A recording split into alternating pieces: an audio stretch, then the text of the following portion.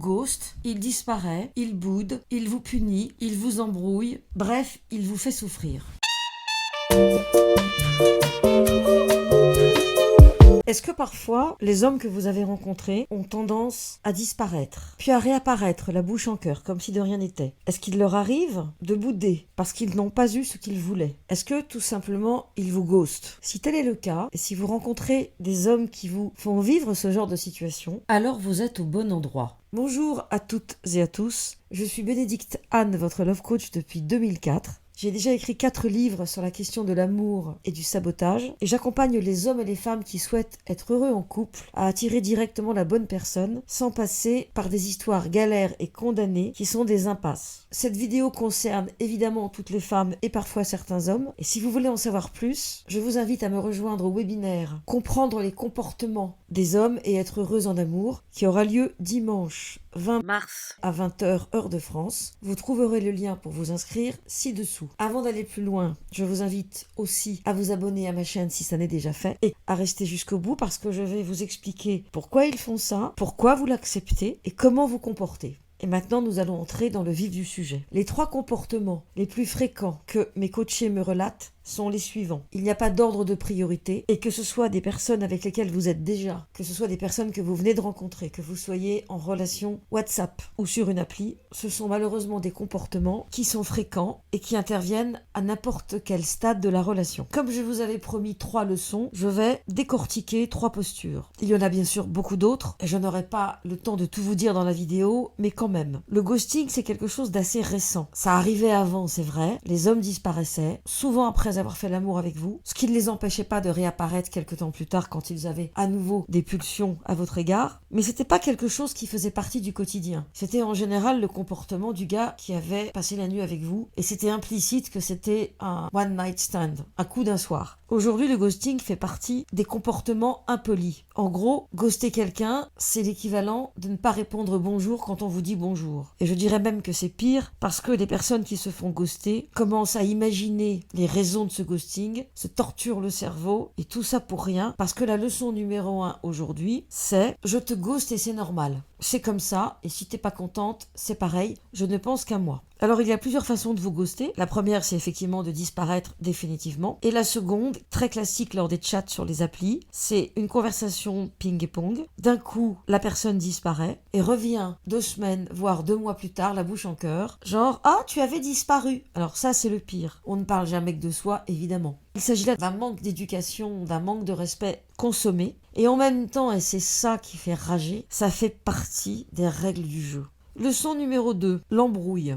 L'embrouille, c'est quand on se met d'accord sur un jour et une date et que le gars prétend que non, c'est pas ce qu'on a dit, que vous vous trompez, que pas du tout, d'ailleurs il peut vous le prouver. L'embrouille peut se faire au niveau financier, au niveau affectif. Non, je ne t'ai jamais dit ça. Non, je ne t'ai jamais dit que je t'emmènerais à New York. Tu as rêvé, tu te trompes, ce n'est pas moi. C'est l'autre peut-être. La mauvaise foi et l'embrouille s'expriment au niveau des amis, des enfants et c'est toujours autour de l'engagement bien sûr. Donc leçon numéro 2, quand je t'embrouille, c'est parce que je veux te faire entendre raison, je veux t'amener là où je l'ai décidé et je veux que ça se passe comme je l'ai décidé. Je suis capable de mentir comme un arracheur de dents et même de te faire douter. C'est là où c'est très difficile parce qu'il ne faut pas confondre l'embrouille avec la perversion. L'embrouille, c'est la mauvaise foi du gars qui est centré sur son objectif. La perversion, c'est celui qui va vous donner des petits coups de canif régulièrement tout en prétendant que vous avez rêvé. Il y a un 3e comportement, une 3e leçon, qui est la bouderie. En général, monsieur boude parce qu'il n'a pas eu ce qu'il voulait. Donc, quand il boude, il est capable de rester 15 jours sans donner de nouvelles, d'être agressif, de faire celui qui n'entend rien, ou d'oublier quelque chose que vous lui avez demandé uniquement pour vous embêter. Ce qu'il voulait, c'est quoi? 3 grandes thématiques une fois de plus. Le sexe et encore le sexe. Non, je plaisante. Le sexe, certes, et globalement, la gâterie qu'il a souhaité que vous lui avez refusée. Je vous renvoie au podcast Sodomie la première nuit. Vous remplacez sodomie par n'importe quoi et vous aurez le même résultat. 2e cause de bouderie, vous voulez qu'il s'engage davantage. Donc rencontrez vos parents, rencontrez votre fratrie, accessoirement rencontrez vos amis, voire vos enfants. Ou vous lui demandez de vous faire entrer dans son univers. Dans les 2 cas de figure, si vous sortez de ce que lui a prévu pour vous, il va bouder.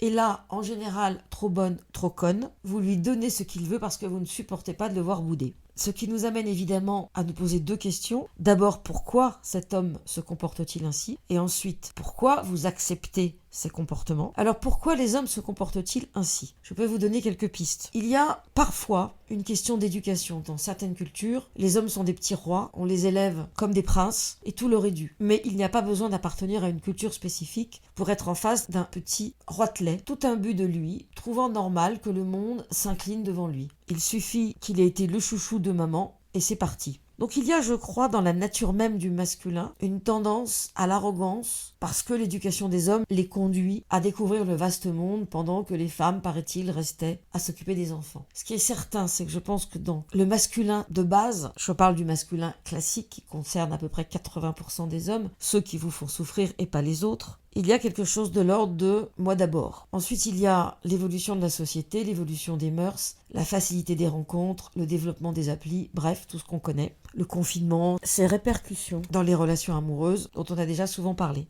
Mais il y a cet élément que j'ai décrit dans mon livre « C'est décidé, j'arrête d'être célib », qui consiste à consommer. C'est bien sûr mixte, mais l'homme a toujours été féru de nouvelles technologies, de la dernière montre machin, de la dernière hi-fi, du high-tech. Et il y a dans la culture masculine une tendance à aimer la diversité et la consommation. Et quand la consommation est facile, parce que la société le permet, parce que les femmes l'acceptent, il en profite. Maintenant, je dis souvent à mes coachés, peut-être est-il rééducable. Peut-être a-t-il pris de mauvaises habitudes avec sa partenaire précédente, avec les femmes qu'il a rencontrées avant. Peut-être n'est-il jamais tombé amoureux. Donc pour lui, le comportement amoureux est le même que le comportement d'un homme non amoureux. Et en même temps, j'ai vu tellement d'hommes tomber amoureux et changer de comportement que je me dis qu'un homme qui a le comportement d'un homme qui n'est pas amoureux n'est donc pas un homme amoureux. C'est aussi simple que cela. Alors pourquoi se comporte-t-il ainsi? Vous avez la réponse. Parce qu'il n'est pas amoureux. Variante si vous le connaissez depuis peu ou si vous ne l'avez encore jamais vu. Il ne peut évidemment pas être amoureux, mais disons qu'il n'est pas intéressé, que vous n'êtes pas sa priorité, qu'il a d'autres fers au feu, que comme à la sécu vous avez pris un ticket et que a priori c'est pas encore votre tour. En tout cas pas avec lui et pas maintenant, ce qui ne veut pas dire que ça ne le sera pas un jour, mais dans l'immédiat, pour des tas de raisons, son intérêt est extrêmement mitigé et vous avez bien autre chose à faire. Et s'il n'est pas amoureux, vous l'aurez peut-être à l'usure, mais en général, l'état amoureux chez un homme, il met pas 6 mois à venir. Alors, il y a des exceptions, c'est vrai. Mais ces exceptions sont des hommes qui ont besoin de temps, mais qui pour autant vous respectent, donc ne boudent pas, ne vous ghostent pas, ne disparaissent pas, ne vous embrouillent pas, ne vous punissent pas. J'ai décidé de vous parler de ce sujet parce que il y a aussi des hommes qui se font abuser, bien sûr, mais 80% des femmes me racontent la même chose. Donc, il y a un moment donné où on doit aller regarder ce qui se passe. Et ce qui se passe, c'est que, mesdames, vous manquez d'estime de vous-même, vous pensez que vous n'êtes pas à la hauteur, on vous l'a souvent dit donc vous l'avez cru, vous rêvez d'un prince, j'ose même plus dire charmant, mais en tout cas élégant, raffiné, respectueux, mais vous attirez des brutes épaisses. Ce prince-là, il fait contrepoids aux personnes qui vous ont programmé à douter de vous, et évidemment, vous allez retrouver les personnes qui vous traitent aussi mal que vous avez pu l'être autrefois. Alors si vous avez envie de mieux connaître la psychologie masculine, si vous avez envie de maîtriser les nouvelles règles du jeu et surtout si vous avez envie de savoir comment on peut proposer une éducation différente à un homme et comment on peut l'amener là où vous voulez aller et non pas là où lui veut aller, si tant est que ce soit possible, évidemment, mais tant que vous n'avez pas essayé, vous ne saurez jamais si c'est possible. Alors si vous voulez donc en savoir plus, je vous invite à me retrouver dimanche 20 mars au webinaire Mieux comprendre les hommes et être une femme heureuse en amour. Vous trouverez le lien ci-dessous. C'est plutôt centré sur les femmes de plus de 45 ans qui ont plus de difficultés avec les nouveaux comportements sociaux. Si vous avez moins de 45 ans, si vous êtes un homme, vous êtes évidemment les bienvenus car, comme vous le savez, je suis là pour vous donner des clés pour être plus heureux dans votre vie amoureuse. Merci d'avoir écouté cet audio jusqu'au bout. Merci de le liker si vous l'avez apprécié, de le partager si vous pensez qu'il peut aider des personnes de votre entourage. À bientôt pour de nouvelles vidéos ou de nouveaux audios, chaque mardi et chaque vendredi, hors vacances de Noël et mois d'août.